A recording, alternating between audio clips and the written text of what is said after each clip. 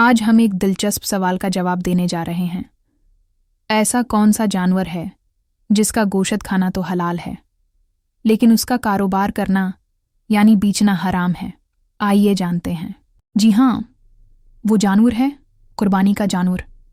مثال کے طور پر گائے، بکرے، اونٹ وغیرہ جنہیں عید الاضحی پر اللہ کی راہ میں قربان کیا جاتا ہے۔ اب سوال یہ ہے، کیا ہم اس کا گوشت بیچ سکتے ہیں؟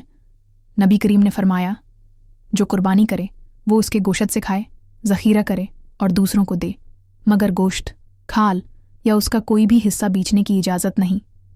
صحیح بخاری حدیث 1717۔ بیچنا کیوں حرام ہے؟ کیونکہ قربانی اللہ کے لیے نذر ہے۔ جو چیز اللہ کے لیے وقف ہو جائے اسے بیچنا شرعاً ناجائز ہوتا ہے۔ حتیٰ کہ اگر کوئی قصائی قربانی کے بدلے گوشت مانگے تو وہ بھی جائز نہیں۔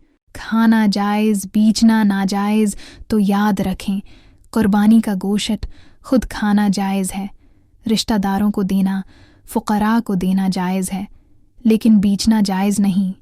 کھانا جائز، بیچنا ناجائز، تو یاد رکھیں قربانی کا گوشت خود کھانا جائز ہے، رشتہ داروں کو دینا، فقراء کو دینا جائز ہے، لیکن بیچنا جائز نہیں۔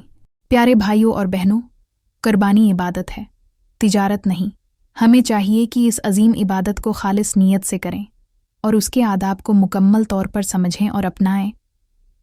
اگر آپ کو یہ ویڈیو پسند آئی ہو تو لائک کریں، کمنٹ میں سبحان اللہ ضرور لکھیں، دوستوں کے ساتھ شیئر کریں اور ضروری مسائل ٹی وی کو سبسکرائب کرنا نہ بھولیں۔ اللہ آپ کا حافظ۔